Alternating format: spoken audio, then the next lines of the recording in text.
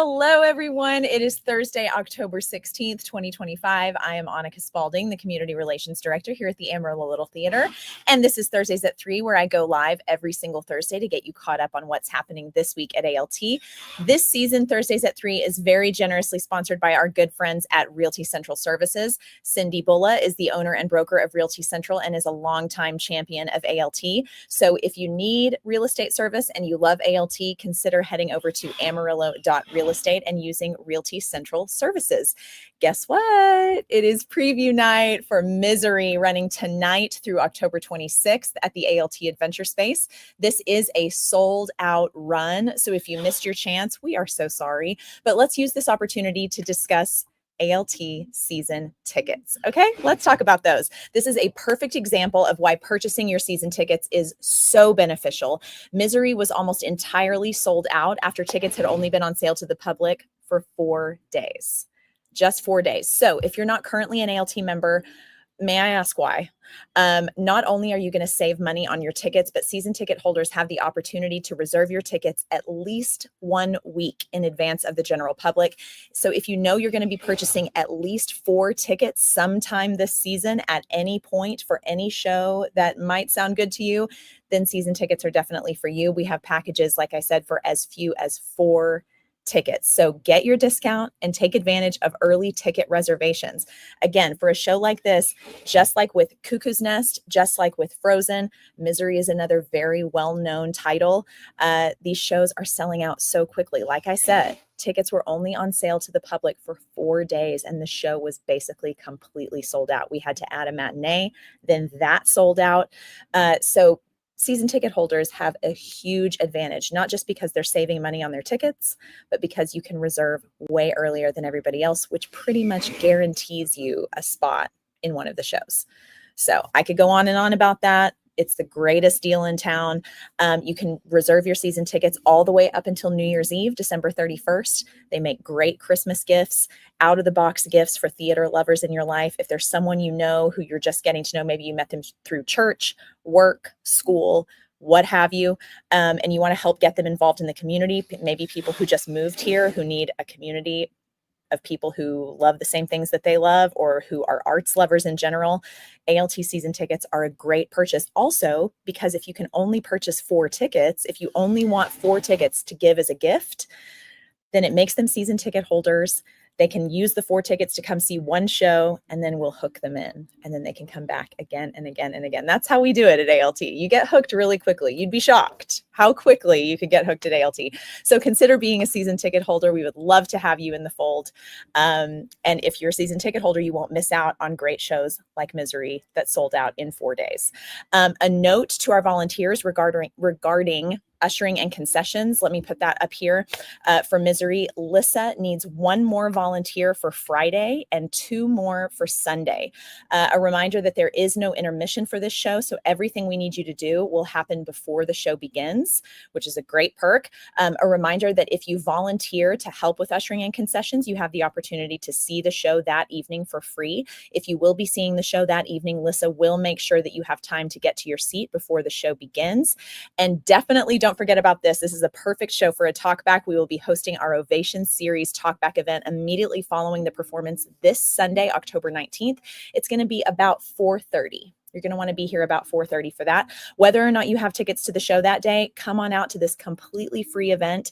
Grab a cup of Palace coffee. We love our Palace coffee, and listen to the cast do a deep dive on all the behind the scenes info for the show. If there is any show to attend the talkback, it's for Misery.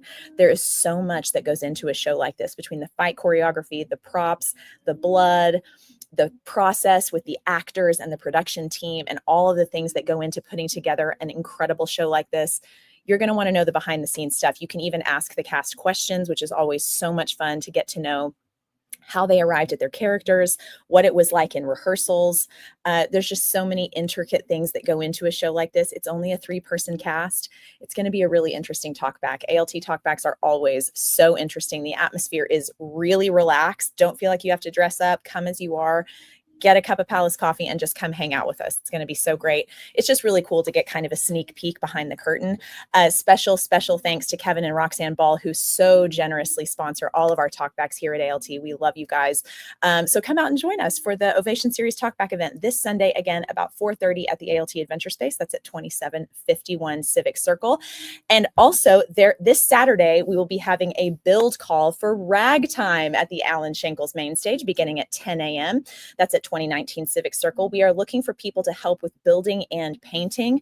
Here's a note: the painting will require being on a lift. So if you are someone who is not comfortable with heights, this round of painting will not be for you. You will have to be on a lift in order to help with that.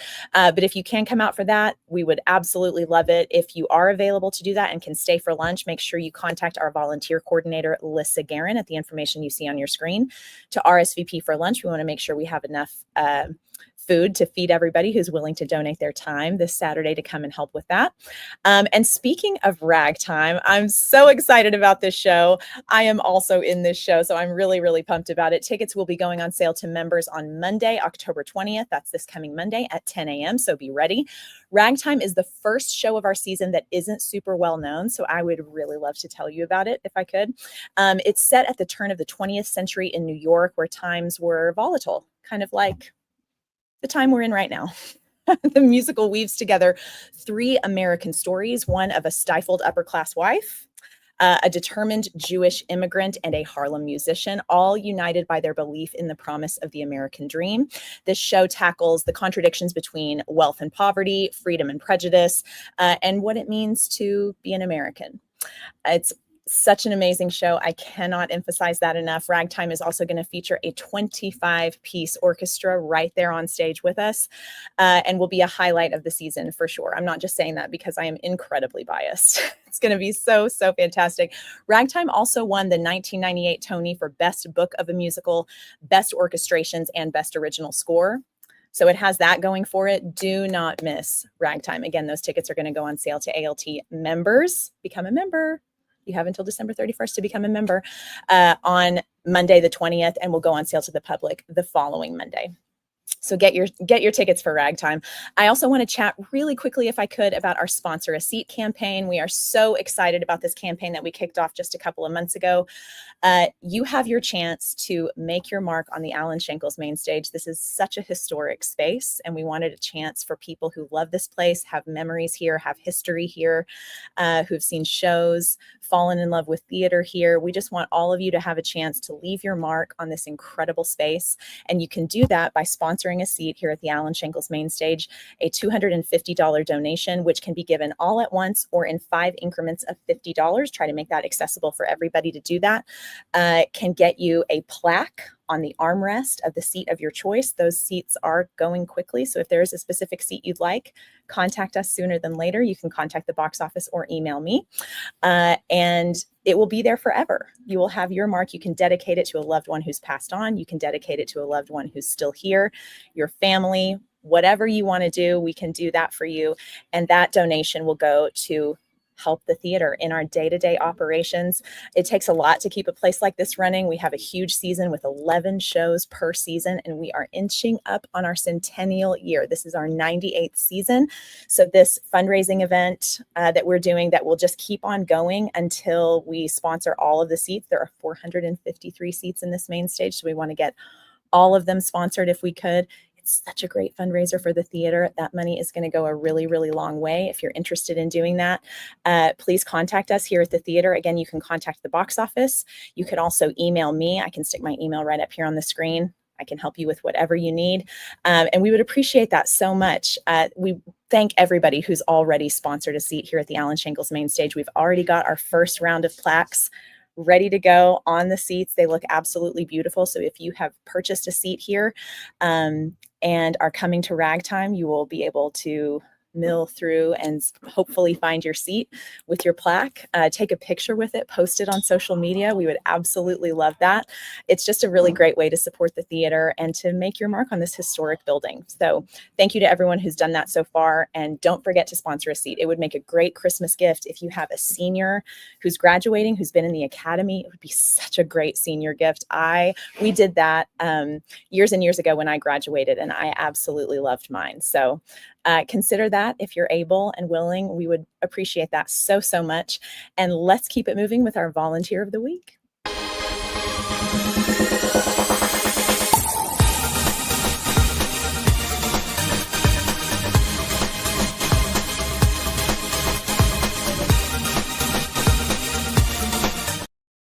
All right, the picture has not loaded for some reason, but our volunteer this week is Jeff Brain. No, it is here. Here it is. Congratulations to Jeff Brain, pictured here with his beautiful wife, Renee, and our good friend, Gabe Sherman. We love Jeff so, so much. Jeff is always so incredibly helpful here at ALT, and the last few weeks have been absolutely no different. Jeff helped with the last 2 work calls for Misery and has been helping Noah with lights for Misery as well. He is a model board member and volunteer, and we are so, so grateful to have him on board. Thank you so much, Jeff, for all you do. We love you around here, and we're so, so grateful. And let's keep it going with some breaking Broadway news.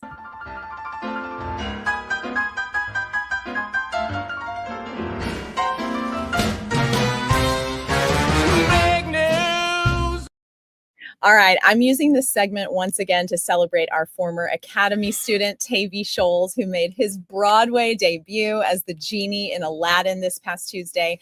And Jason and Harrison were both there to cheer him on. There's a picture of Jason and Tavy there, and Jason and Tavy right after the show. Tavy is the living embodiment of what it looks like to follow your dreams, and we could not be more proud of him.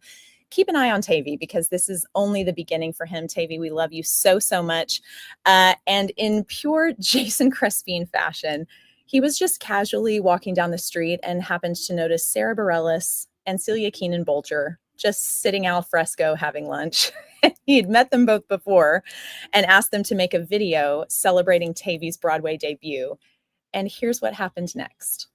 Hi, Tavy. Break all the legs tonight. We're so proud of you. Happy Broadway debut. Welcome. Mwah.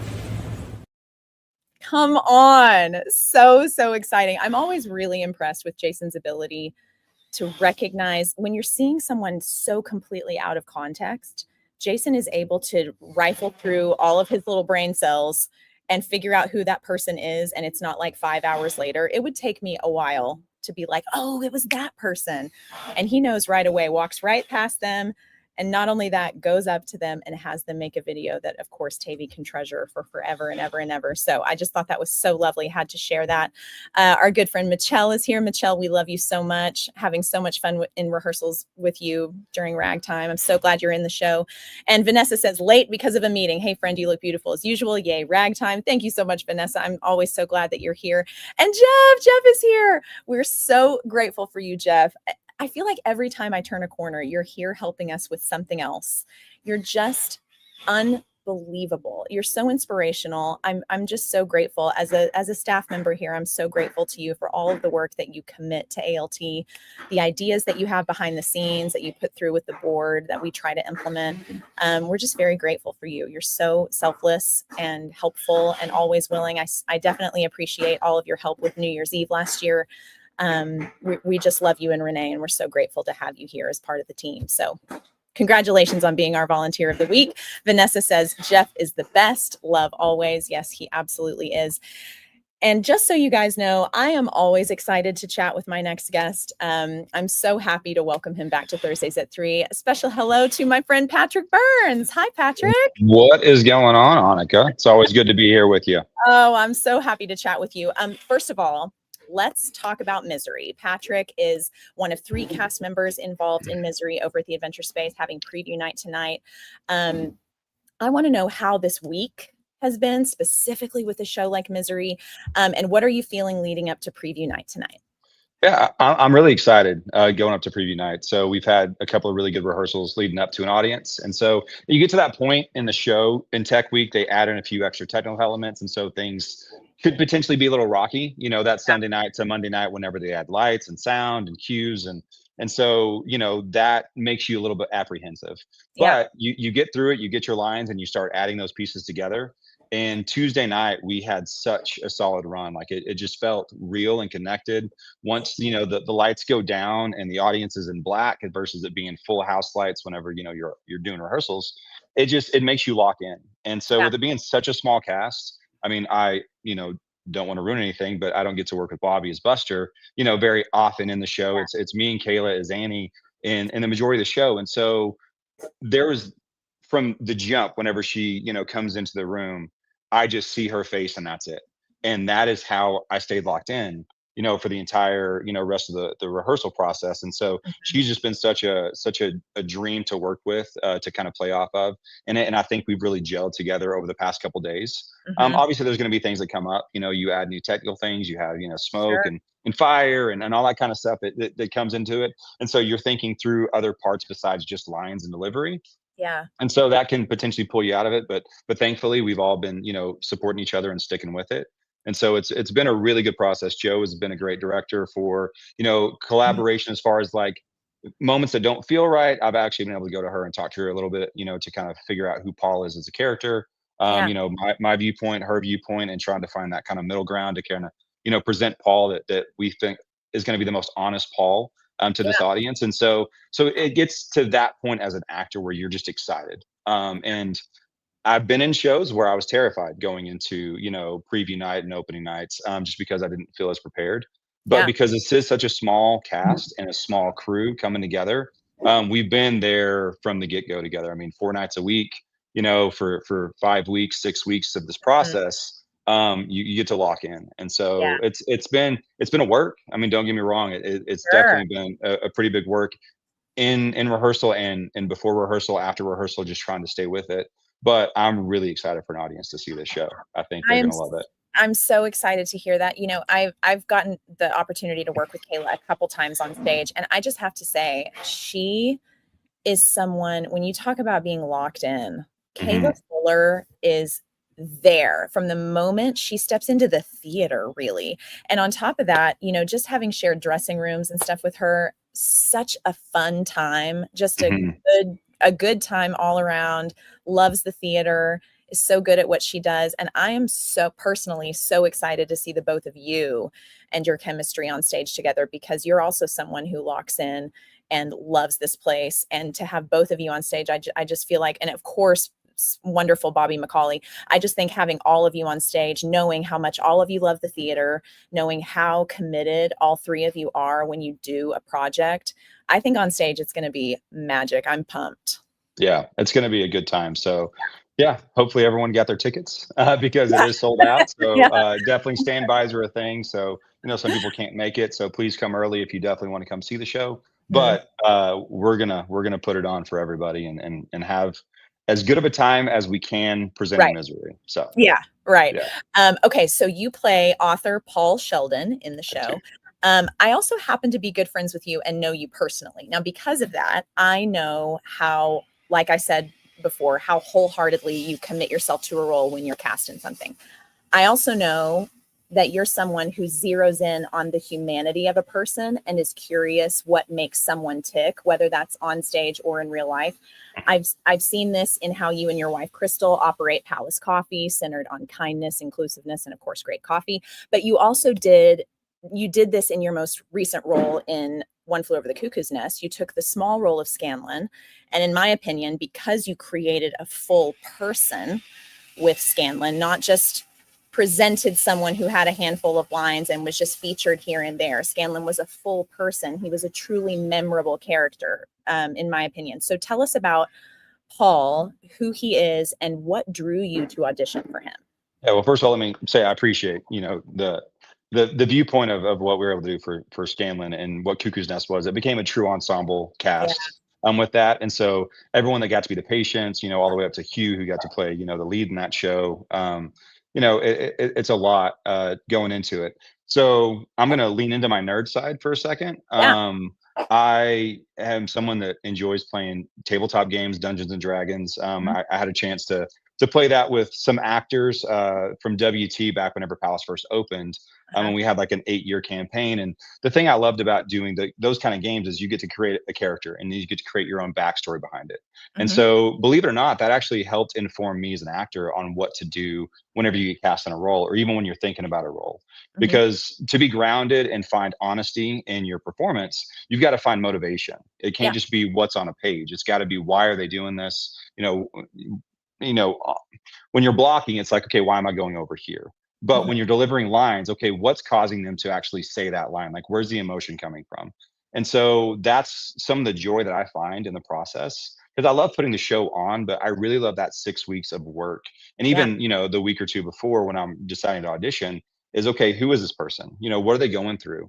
And Paul as a character has gone through a lot. Now, granted, you could just look at him and go, oh, well, he's a successful writer.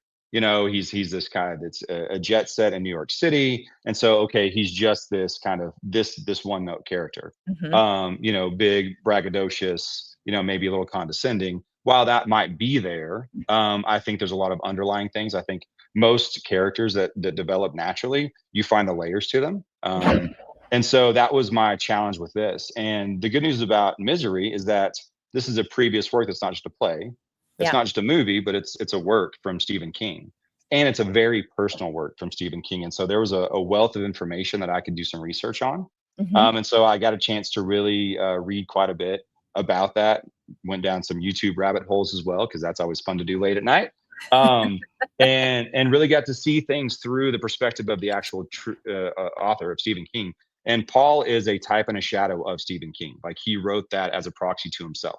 When he wrote Misery, he wrote it from a place where he just wrote his first non-horror book called, I think it was The Green Dragon, potentially, or Eyes of the Dragon. And it was a fantasy work, and his fandom did not appreciate it. They actually kind of rebelled against him and said, stick to horror, buddy. Like, that's what you do. And so he felt trapped that, okay, he's created this career for himself, but then he basically became a one-note person. And so he wanted to stretch himself, and then his fandom didn't allow that. He also was in the middle of his famous drug addiction. He enjoyed, having powder up his nose a little bit more than, most people. And so he was in the throes of that. And so he was questioning himself of, if I give this part of myself up, the addiction up, am I going to be less of a writer? Is this my creative process that I need? And so he was in this turmoil moment. And that's whenever Misery came to him. And Annie represents to him, as the author of the book, it represents that addiction and that feeling trapped from a fandom that kind of keeps you to do exactly what they want you to do. And I think we all can kind of feel that from time to time. We create the image that the world, perceives of us. Sure. And sometimes that image is something that we get trapped in. And so there's that moment. And starting this whole, process off with Paul from the accident forward, he talks about this book that he just finished writing that was a struggle for him. And that was kind of his moment of clarification for himself, of like trying to find out who he was. But little did he know that he needed a lot more world around him and in a situation like this to really push him towards a different person. He needed something that was traumatic. And so that's what this work really is. And so hopefully by the end of the show, people are going to be able to see the arcs of multiple characters. Annie is a tremendous character, one of the greatest villains in movie history. Obviously, Kathy Bates played her famously and got an Oscar for it. But we really wanted to come through, and Joe really wanted to, as a director, showcase the humanity. It is October, it is spooky season, and it is Stephen King. And so when you have people that just see those few elements, are like, oh, great, a horror thing, coming into ALT. So let's go see something scary. Well, there's so much more depth to it than just the violence. There's so much more depth to it as characters. And so we really wanted to explore that. And that's been the fun process overall, was bringing our own concepts to it, but then also being able to play off of each other in this process. And it's brought so much more, like I said, depth to the work. Definitely. I love finding the humanity in characters, because that's such a great point, because it could be so one note. You think of a villain, or you think of a hero, and it can be so flat without finding out. Even heroes have their dark sides, and even villains have their human sides. And so I love hearing that. It makes me even more excited to see the show, knowing that those volunteers are there. Yeah, we've also had some really great, moments with some outside people that have come in to help be a part of the process. Mhm. Callie Hesick from WT, she came in and we're her capstone. I hope I can say this. Her capstone project for some work that she did this summer on mental health Yeah, and mental health within the theater. And so she's been there from day one from the table read for us to kind of help us inform kind of our viewpoints on what these characters might have really been going through. I Mhm. know her and Joe and Kayla worked, at the very beginning to kind of help diagnose maybe what Amy is going through mentally, Yeah, whether there's some deficiencies or things going on there. And that helped inform some of the way that we act on stage together. for Obviously, sure. Paul's been in captivity for, 3 months, 4 months. And so what does that look like? And so we've had those conversations of, is there Stockholm syndrome going on? Is there other moments like what's his desperation? What's it like to be violently, attacked and then come out of it? And so she's been a huge support to us. And then of course we have the great Stephen Crandall, who has come in and done fight choreo with his assistant Yeah. Angelica, which was a student of his, and has brought some realism to some pretty violent moments. Mm. But hopefully it makes it real, but not campy and overdone. Yeah. Because working with blood, working with violence, working with fake props and sledgehammers and typewriters, we could just lean into that and just be like, okay, that's going to be the draw, is just the violence. Mhm. And while it's an important part of the story, it's not the story. Yeah. These are desperate people in desperate moments having to do desperate acts. Mhm. And so we want people to make sure they feel why they're desperate, get to that place. And if the Yeah. audience is there with us, which an hour and 50 minutes, no intermission, you have no choice. You're locked in from the time the curtain speech goes to the time that we get to come and take our bows. Our job is to make sure that you're engaged, and Yeah. that to me is one of my favorite things about this show and the adventure space at large. I get to be right there with the audience. I get to hear them breathe. I get to hear them gasp, and I never get to leave the stage. So I'm right there with you. So the hour and 50 that you're there with us, I'm right there. Don't worry. So So exciting. Alex Barrera says, I am so pumped for Misery. Auditions were so good and the set looks amazing. Crossing my fingers for a ticket. Congrats on a sold out show. that's great. Okay, so you mentioned the fight choreography that Stephen Crandall created. Of course, Jana Lopez serving as fight captain. Can you tell us Mhm. about that process that you and Kayla working with him and what it demands of you on stage without Yeah. giving too much away? Sure. First and foremost, it demands honesty and connection. Mhm. We've got to trust each other. I mean, I have a real typewriter that I went and picked out on 6th Street a few Mhm. weeks ago, that is not light, and I've literally got to swing it at her head. And so there has to be a level of trust that we have with each other, and the safety aspect of what Steven's been able to dial in. Thankfully, the sledgehammer is not a real 12-pound sledgehammer. That would have been a little bit more of a scary thing to have happen as well. I Yeah. don't mean to kind of change people's perspective of that, but finding the safe ways of doing things and, Mhm. and finding the honesty in it is important. Steven is a stickler. I mean, Janet comes out and we have our fight call at 6:30 on the dot. And all of our violent moments, whether it's a one-person violent moment to two people, um, we have to run them, and we have to run them at safe speed at 30%, 50%, and then we get up to show speed just to make sure that we're comfortable together. Right. And that's something that I've done other shows that wasn't really necessarily a part of the process. And over the time that the theater's grown, that's been something that's been important. This is the second time I worked with Steven for fight choreo. The Mhm. first time was sweat, seeing people get thrown over tables, me getting hit in the head with a bat. I've also had to watch someone swing a sledgehammer at my son's head in Skull and Connemara, which was Jeff. And so the violence is part of the theater. It's storytelling, but Yeah. finding a way to do it safely to where people trust each other, and then Yeah. we can check out at the very end to make sure that everything was okay, that we're Mhm. not taking that with us, because our bodies are getting fight and flight response. Like my heart races, Yeah. delivering these lines and feeling these emotions. It's real, and so you got to do it as safely as possible. You Yeah. can't let your emotion and energy get away from you, because that's when the unsafe moments happen. And so it's Right. learning how to stay in control while doing the action and still making it believable to the audience. Mhm. Yeah. Okay, I want to ask you about this because we all know that Stephen King is the king of horror. Although that genre might not be everyone's cup of tea, Right. why do you think it's important to tell stories like Misery? And what would you say is the overall message of the show? Ooh, that's a good question, Arnica. Um, so first and foremost, why is it important to have shows like this in the theater setting? Hmm. One, I think audiences need a release. Yeah. Ultimately, I think whether there's joyous release, that happens in shows, to where you get to celebrate with the people on stage and you get to feel good about it. Hmm. I think sometimes with the violent moments that happen on stage, there is a carnal release that happens to us. That as an audience member, being a part of that, there's something that happens, and so I think it's important for the theater to be a part of all aspects of it. I tend to lean. I don't know if you noticed this about the shows I tend to choose. I tend to lean into the ones that are a little bit more grounded and real, and potentially have some of that violence to it, Yeah. and some of that realism and argumentative kind of spirit that's at the center of it. That's just my style. So I'm thankful that ALT provides a place for us to do that. I'm thankful that we have the adventure space, where it is a showcase for pieces that maybe would miss the main stage. Yeah. I think it's important.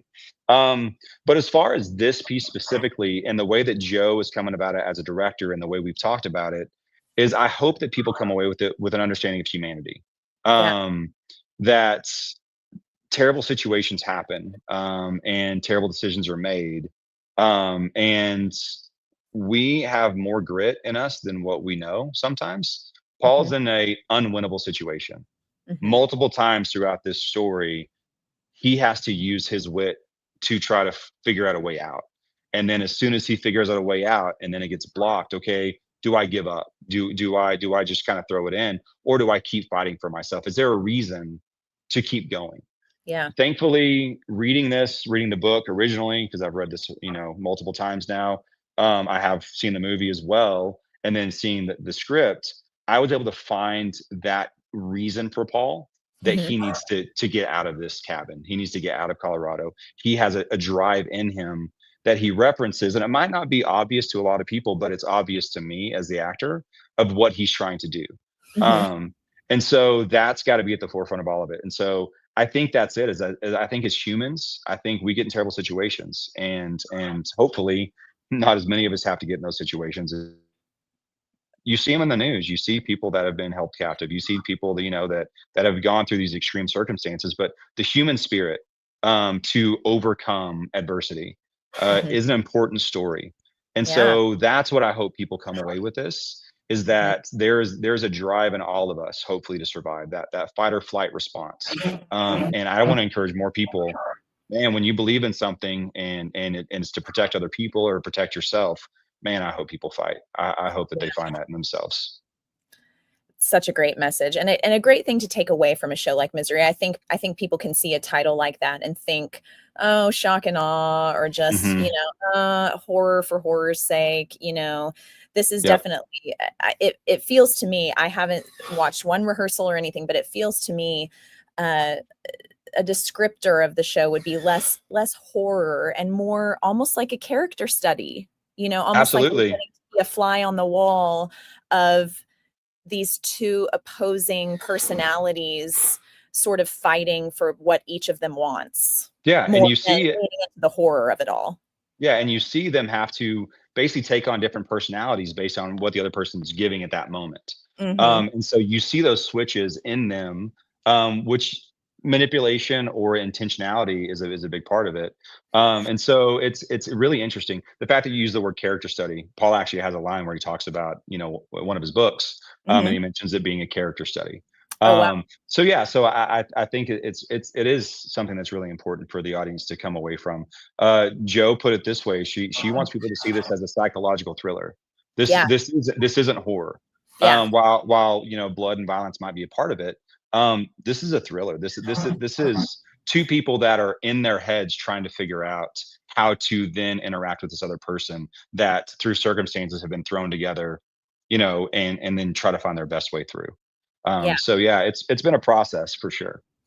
And talk to me about how physically demanding Oh. the role has been on both of you. I don't know how physically demanding it is on Kayla. I don't know as much about what she's going through, but talk to me a little bit about that for you Yeah. guys. Let me tell you first of all, Kayla is a beast. Like the fact, so Paul, no surprise to anybody, you know, he is damaged to start the show. Definitely cannot move much. As a matter of fact, the only thing that he does have to move is his face and part of his upper body and a shoulder. That's basically it. Oh, Like it's only a little bit that he gets to interact with. And so the way that this show is done, the crew is never seen. We've got an amazing crew behind the scenes with Carla and Gabe and Jana, that are taking care of us, and Treva and Bob have come in now with some tech stuff. But Joe made the decision of every single thing that happens on that stage has to be done by the actors. And so Kayla, I think she comes in and out of the room no less than at least 20 times, 25 times. Her blocking is unbelievable. And the fact that she not only has the line load that she has, but she also has to carry the movement of the show to create the energy that's needed for it, is very impressive. As far as me, I enjoy physical work. That was one thing I really enjoyed about doing with Scanlon and Cuckoo's Nest, was trying to find the physicality behind him, yeah. and what made him tick. Literally and figuratively. But with Paul, it's a challenge because he is limited in his mobility.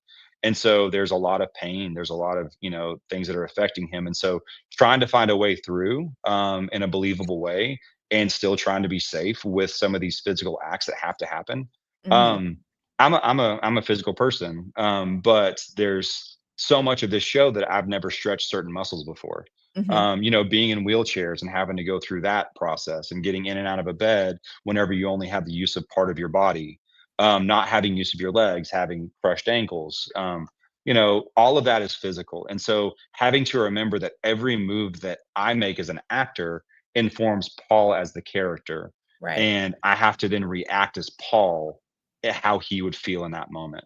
Hmm. I was talking to my dad about this a couple weeks ago, and he asked me, he goes, so do you like it with your, you know, leg braces, or do you have like something that causes you pain? And it's like, no, I don't. Like, hopefully there's not many actors out there that go through that method of like, well, to act in pain, I need to be in pain. Yeah. Um, Discomfort's part of it. I mean, Mhm. there is discomfort. And so you can then, you know, blow that portion up to make it more believable for the audience to feel that discomfort and go, okay, this is pain. How do I act that out? Mhm. But yeah, there are moments that can cause that discomfort and that pressure, that then can stay with you. I mean, I'm not gonna lie, I've been sore Yeah. coming off of this run. You know, there are concerns that I have about a 9 show run with an audience, and having to go full out. Even though I want the audience to have the best potential show that they possibly can, I want to do that in the safest way possible because I'm 46 years old now. Mhm. You know, Yeah. my body doesn't respond like it did back when I was in my 20s and Right. 30s. And so I need to make sure that I protect myself, because while I love this theater so much, I don't want to have to, you know, hurt myself to do the Yeah. show that needs to be Absolutely. presented. And Joe is right there. She fully understands it. She's done many physical shows. You know, her Judy Garland was one of the best things I've seen on the stage in a Yeah. while. I was so impressed with her work in that. And so she understands it. And obviously having Steven there, you know, as our fight, you know, choreographer, he definitely understands it and helps to make sure Yeah. that we're protected.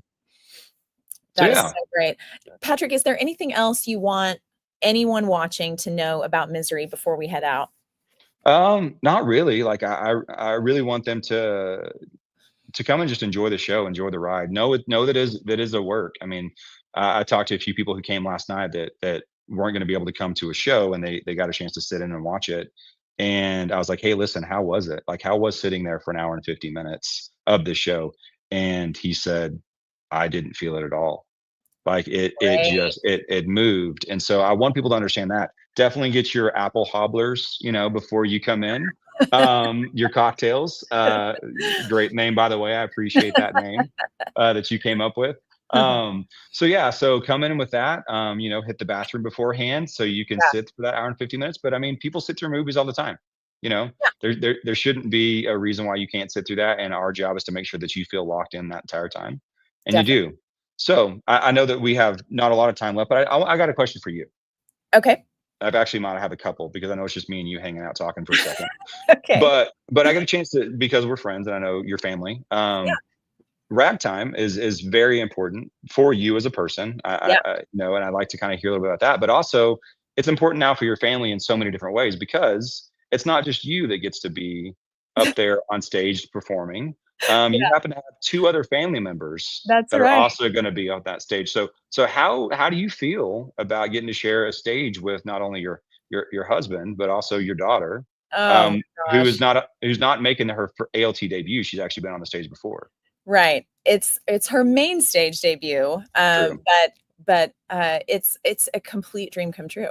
I mean, it's I get it now. Any of you families who have experienced this, it to get to do something that you love to do with the people you love the most, what more could you ask for in a place that's so supportive and loving and in an environment that you want your children to be a part of, that you want them to experience, surrounded by other people you love and respect and people of all different backgrounds, who look different from you, and to give your kid that experience every single night, getting to watch other people and the different talents they bring to the table, and sort of expose them to this art form that I fell in love with so long ago as a little kid, and sort of I feel like I'm re-experiencing falling in love with the theater through my Wow, 8-year-old. You know, it, that's it's great. it's sort of getting to revisit those initial feelings of awe and wonder watching. I remember just falling in love with the high school kids when I saw the high school kids doing what they were doing on stage, and just they might as well have been Diane Keaton up there, just like Right. I was just so in awe of what they were doing. And um to get to see that in my child watching these incredible performers, and then she gets to share the stage with them. And I so remember how I felt just getting to sort of be near them on stage. It was so exhilarating. But this ALT means so much to my family. Mhm. Having fallen in love with my husband, doing Les Mis in 2012, and now getting to be on staff here, and having Livy in the academy, and just for any one of us to get to do a show is such a cool experience and should never Right. be taken for granted, especially in a place like Amarillo, that we have an incredible institution like this here in our hometown. But to get to do it all together at the same time has been unbelievable. Every night is a different sort of thrill for us. I feel like I can speak for Brett saying that too. Yeah, getting to hear from his perspective, going home and having those conversations as a family about this show that's important is Yeah. great. And I know that this show also has a tie. I mean, you've listened to that music for how long now? For a long Since time, right? since it came out in Yeah, 98. Yeah. yeah. So it's really important that this show got picked and you guys got to audition for it. So Yeah. I love seeing that part of it. As someone who's got a chance to share the stage with both of my boys, Mhm. it's exactly like what you said. Like there's something magical about it, Yeah. that you get to play. As Yeah. adults, we forget that, finding ways through to still enjoy life and not just have that seriousness of it is Mhm. so important. And that's what the theater gets to give to those of us that want to, take this chance to be on stage, which I Mhm. encourage everybody to take that chance every once in a Yeah. while. Auditions are scary, but man, there's something to it that it just is freeing to be able to become something else for a Just moment. to be vulnerable like that, Yeah. to, fall on your face in front of people. Like, Yeah. it's a great reminder for someone like me. I'm someone who can take myself way too seriously. Um, Same. yeah, I feel like we relate on that We do. aspect of our personalities. Yeah. And so I have to remind myself to, hey, slow down, slow down. It's not that deep. Yeah. It's Yeah. not that deep. Yeah, You're this is okay. fun. It's not Yeah. life or death. It's Right. fun and it's okay to fail. And Yeah. sometimes it's important to fail because sometimes we don't put ourselves in that position where failure is a thing. That's the Yeah. one thing I love about the academy, just to kind of piggyback on our kids Sure. being a part of it, is that the academy is the safest place for kids to fail. Yeah. ALT is such a safe place for adults to fail. Mhm. And failure is a part of life. And so learning how to cope, learning how to go through disappointments, learning how to root on friends of yours that you also are in competition with to a degree for Yeah. parts, and then get to the other side of it and then see them in a show and encourage them. Like, Mhm. what a better microcosm of how community is supposed to be. It Yeah. doesn't mean we're not disappointed. It doesn't mean we don't have feelings, Yeah. but it means that we learn how to fight through our feelings, because being neighborly and being a part of a community and looking across the aisle at someone face to face and encouraging them Mhm. is important. And so ALT has provided that for so many people for so many years, that I am so proud to be a part of an organization like this, that we have that in Amarillo. I to piggyback on what you're saying, I have to comment on that because Livy auditioned for Frozen and Wow. wanted to be young Anna so badly. And it was her first ALT heartbreak when Oh, she did not see her name on that cast list.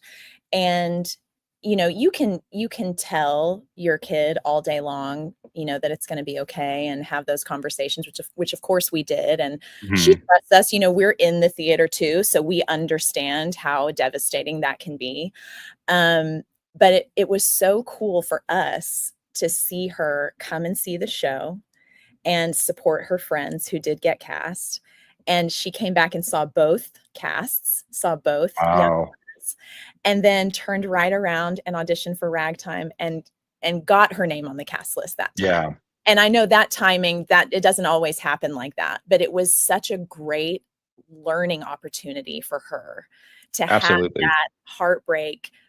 And I told her, and I tell myself, when something doesn't work out, there is always a reason. There is always a reason. And you may not realize it right away within a month. It may be a year. There is something that's going to happen where you're going to look back and feel like, oh, Yeah, that was why. Even if it's seeing the show and seeing the person who did get cast do an unbelievable job. Sometimes that is like, ah, that was so good, you know? yeah, There's just so many different layers to the lessons you can learn at ALT, whether you're a kid or an adult. I feel like I learn lessons through my experience on staff and as a volunteer at ALT all the time. absolutely. Yeah. Sorry, I don't know how much time we have left, but I do have one more question for you. Sure. How much time do we have left? I mean, we can go until whenever, but Me probably and you can yeah, we can talk for a long time. I I know mean, that. people will just sign out, but it's That's fine. fine. That's fine. So you've mentioned staff, and people that get to see you do Thursdays at 3, and they Yeah. see you around the theater. But I am curious, honestly, too, of what your role is as community, liaison person, how you involve yourself, what it is, because it's about a 2-year position. You've been there for about 2 years now. Is that right? I'm into my 3rd year now. Yeah. Yeah. Yeah. So what is your role besides just getting to be kind of a face on Thursdays at 3 and Well, and at a nonprofit, you kind of wear lots of different hats. I mean, you can mhm. have a job description, but then, we all kind of help each other and you weave in and out of different responsibilities. But I do a lot of development type work too. That's kind of the bulk, I would say, of what I do. So one of my favorite things to do that takes up a lot of my time is grant hunting. I do Oh, okay. a lot of grant hunting. And I love doing that because I love to write. And I love ALT so much, and I believe in its mission so much that it is very easy for me. It's very hard work, but it's very easy for me to talk up ALT. It's Right. very easy for me to create narratives around whatever it is, whatever specific money I'm going for whatever specific project. It's very easy for me to get excited about writing a narrative around that because there's no better feeling than succeeding and bringing in money for a place you really believe in that deserves Yeah. every single dollar that they're getting. So I do a lot of that. I do a lot of sort of talking about the theater within the community.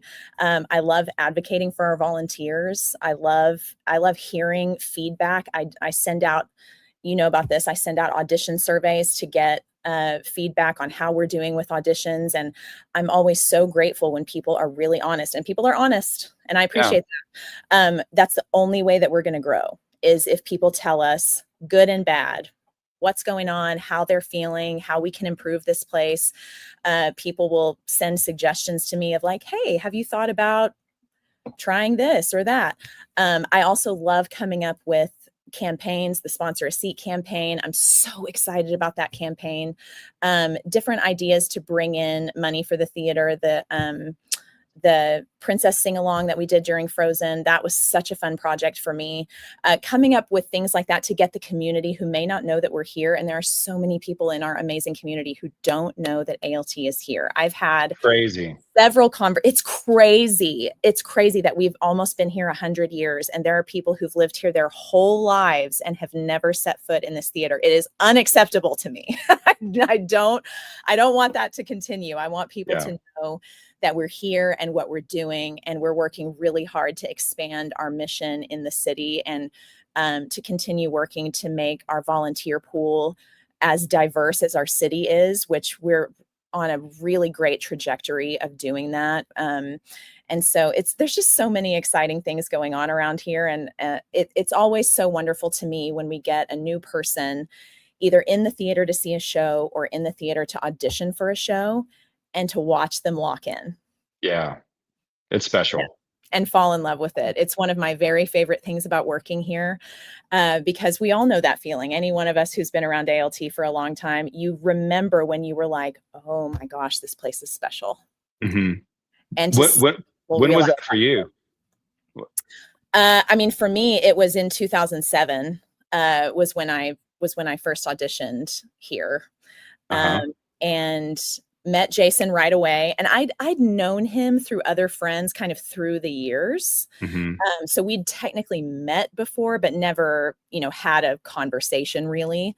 And I mean, it took really after auditions, I thought, this place is so supportive and kind. And at that time I had graduated college. I'd worked professionally by that point. And so I'd been in a lot of spaces with a lot of different vibes, a lot of different, not always positive feelings when you enter a space, whether it's, just the classic competitive nature of what performing is. But ALT has a really special feeling around it. There's a really special energy around ALT where there's this love of the art form combined with the warmth of the people involved. And also just, living in this area, a lot of people are friendly and down to earth. And there's definitely that energy here. This sort of, what I really love about ALT is sort of the come as you are energy. It's just show up as you are. We accept you automatically. You don't have to speak the language. You can learn the language, once you're in, but everyone's welcome. That's fantastic. Exactly. Meredith gets it, as diverse as our city is. Yes. Jenny Stennis. Hi, Jenny. Jenny was in the woods with me in 2007. What a fun show that was. You can't see it, but there's a picture of that in my office right behind me that I love so much. As it should be. You are so sweet to ask me these questions. That is so nice of you. No, I'm always curious. Like we've been friends for a long time, and me and you have never talked about your first experience, like what brought you in.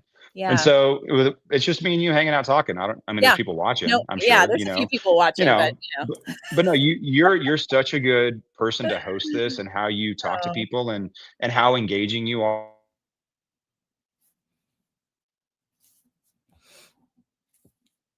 Oh no, you cut out. Right when you were complimenting me, you cut out. This is injustice. Oh no, he has fully cut out. I don't know if Patrick's cut out for you guys, but I've got radio silence on my end. Patrick, come back. Oh no. Okay, I think he might be gone. That is such a shame, because he was in the middle of complimenting me, and that is a complete travesty. I expect an email, Patrick. Anyway, thank you guys so much for watching Thursdays at 3.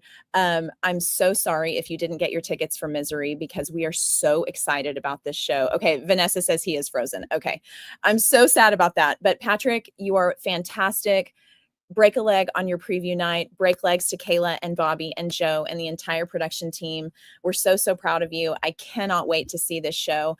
You can try to get standby tickets if you want to. I can't guarantee anything. If you do that, then you would need to show up 30 minutes before. But again, this has been sold out for quite some time. But we're so, so proud of the team producing Misery. We're so excited for you guys. And make sure members to call or get online and get your tickets for Ragtime this Monday. They'll go on sale to the general public the following Monday. Thank you guys so much for watching Thursdays at 3, and you guys have a fantastic weekend. We'll see you next week.